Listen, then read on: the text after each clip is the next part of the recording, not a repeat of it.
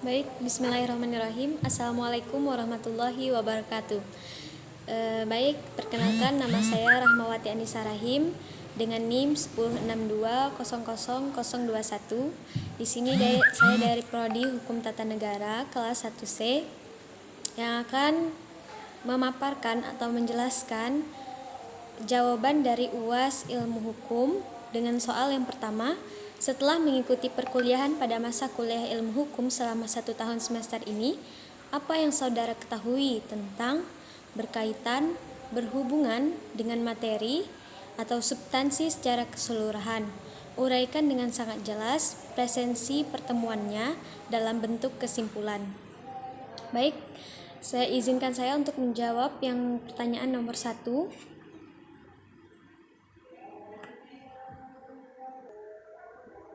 Baik, di sini saya akan melanjutkan untuk merangkul semua bab-bab yang terdapat di dalam pelajaran ilmu hukum. Yang pertama yaitu pengertian ilmu hukum. Pengertian ilmu hukum menurut Sajipto Rahadjo, ilmu hukum adalah ilmu pengetahuan yang berusaha untuk menelaah hukum. Ilmu hukum mencakup dan membiarkan segala hal yang berhubungan dengan hukum. Pengertian pengantar ilmu hukum. Jadi, di sini adalah ilmu hukum adalah ilmu yang menelaah tentang hukum. Sedangkan apa perbedaannya ilmu hukum dengan ilmu pengantar hukum? Ilmu pengantar hukum adalah ilmu yang memperkenalkan kepada kita dan mengajarkan kepada kita tentang cara-cara mengenal hukum dan mempelajari hukum itu sendiri. Selanjutnya, sejarah ilmu hukum. Sejarah dalam bahasa Inggris disebut dengan history, secara bahasa Yunani disebut historial, secara Belanda history, secara Prancis history. Sejarah adalah suatu cerita dari kejadian masa lalu. Sejarah adalah suatu pencatatan dari kejadian-kejadian penting masa lalu yang perlu diketahui dan diingat dan dipahami oleh setiap orang dan oleh setiap bangsa. Manusia sebagai makhluk modualistik. Baiklah, selanjutnya berkaitan dengan manusia, masyarakat, dan ilmu hukum. Manusia, masyarakat, dan ilmu hukum itu sangat berhubungan penting atau berkaitan satu sama lain, di mana di situ ada masyarakat pasti di situ ada hukum, dan di mana ada hukum pasti ada masyarakat. Selain itu, apa pengertian dari manusia? Manusia adalah makhluk individu perorangan yang mempunyai kehidupan jiwa yang menyendiri. Namun manusia juga disebut makhluk sosial, tidak dapat dipisahkan antara satu dengan yang lainnya. Artinya manusia dapat lahir, hidup, berkembang, dan meninggal di dalam masyarakat itu sendiri. Kemudian yang mana dapat kita ketahui bahwa manusia dan ilmu hukum kemudian dalam masyarakat itu sangatlah berkepentingan dan berkaitan satu sama lain. Selanjutnya yaitu arti-arti hukum. Yang pertama, arti hukum dalam sikap tindak. Hukum dalam arti sikap tindak yaitu hukum sebagai perilaku atau ajang atau sikap atau tindak yang teratur. Hukum ini tidak nampak seperti dalam arti petugas yang patroli, yang memeriksa orang yang mencuri atau hakim yang mengadili, melainkan menghidup bersama dengan perilaku individu terhadap yang lain secara terbiasa dan senantiasa terasa wajar serta rasional. Dalam hal ini sering disebut hukum sebagai suatu kebiasaan. Artinya hukum dalam suatu kebiasaan itu dikaitkan dengan hukum dalam arti sikap tindak. Selanjutnya, hukum dalam arti sistem kaidah. Kaidah ini kita perlu ketahui bahwa kaidah itu adalah suatu pengertian-pengertian khusus. Kaidah artinya mengandung suatu unsur-unsur penting yang mana hukum dalam arti kaidah ini adalah suatu tata kaidah hukum yang merupakan sistem kaidah-kaidah yang hierarkis. Susunan kaidah-kaidah hukum yang sangat disederhanakan dari tingkat bawah ke atas meliputi kaidah-kaidah individual dari badan pelaksana hukum, terutama pengadilan, kaidah-kaidah umum di dalam hukum, di dalam undang-undang, hukum-hukum kebiasaan, kaidah-kaidah konstitusi. Baik, selanjutnya hukum dalam arti jalinan kasih. Hukum dalam arti jalinan kasih adalah bertujuan mewujudkan keserasian dan kesinambungan antar faktor nilai objektif dan subjektif dari hukum demi terwujudnya nilai-nilai keadilan. Maka dapat kita artikan bahwa hukum dalam arti kata itu terbagi menjadi 3, yaitu hukum dalam arti tindak, hukum dalam arti kaidah, dan hukum dalam arti jalinan kasih. Selanjutnya, kita mengetahui tentang tujuan, fungsi, dan sumber-sumber hukum. Apa itu tujuan hukum? Tujuan hukum yaitu secara teori mengajarkan bahwa hukum bertujuan semata-mata untuk mencari keadilan. Ya, dimana kita ketahui bahwa tujuan hukum itu adalah mencari keadilan dan mendapatkan keadilan seadil-adilnya. Secara langsung, Aristoteles membagi keadilan menjadi 2 jenis.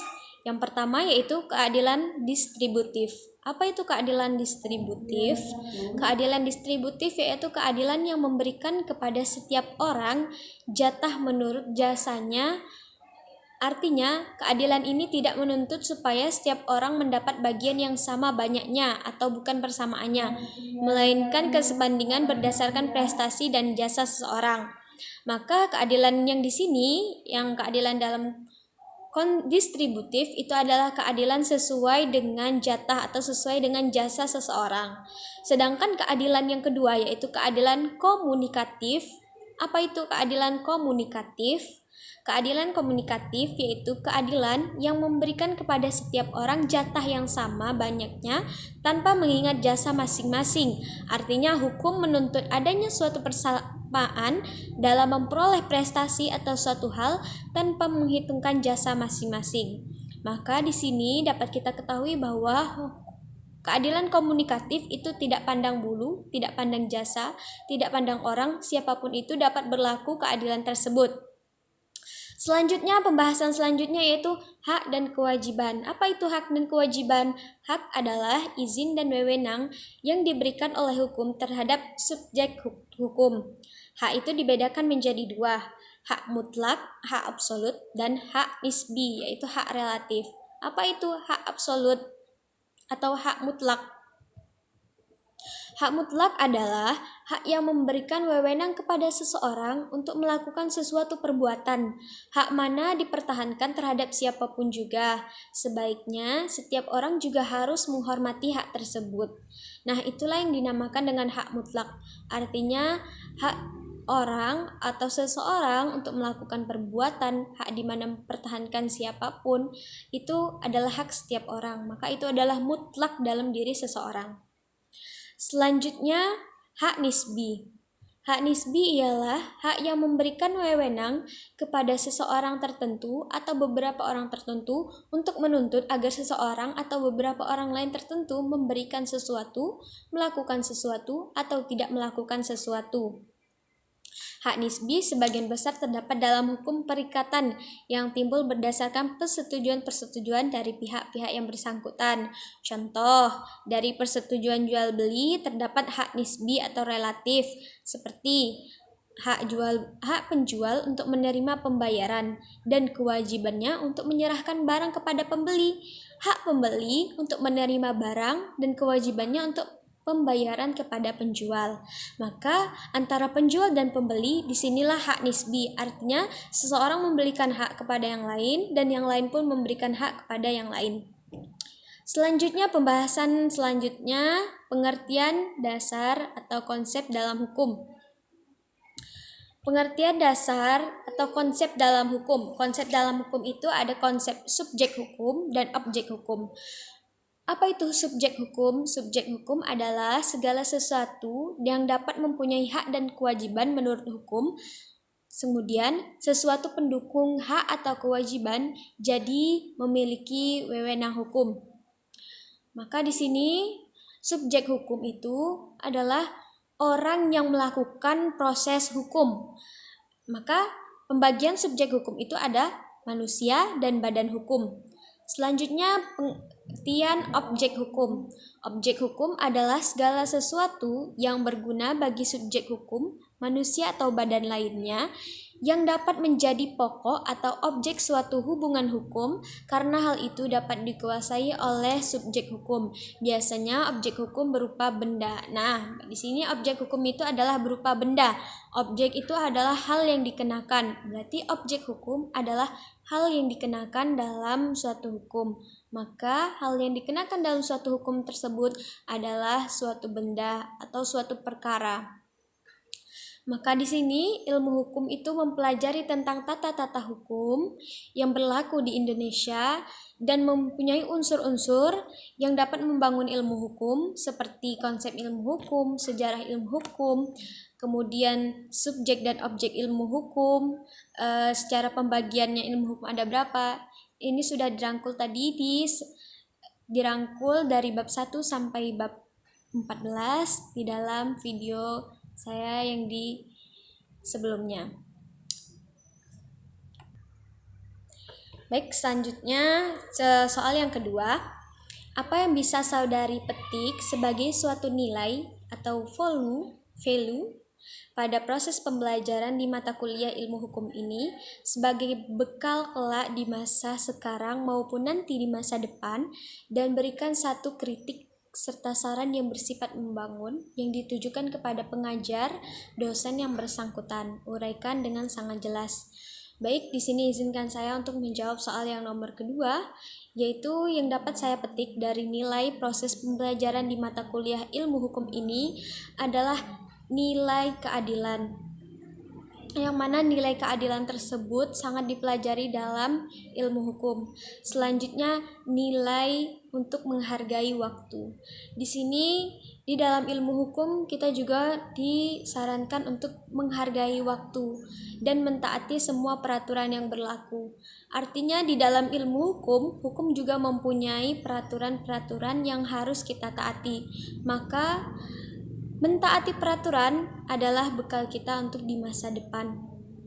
Kemudian, berikan satu saran atau kritik yang bersifat membangun yang ditujukan kepada pengajar, bapak dosen yang bersangkutan. Menurut saya, ini pembelajarannya sudah sangat efektif dan pembelajarannya sudah sangat bagus, dan materi-materi yang diberikan pun telah memadai dan mencukupi pengetahuan-pengetahuan kami.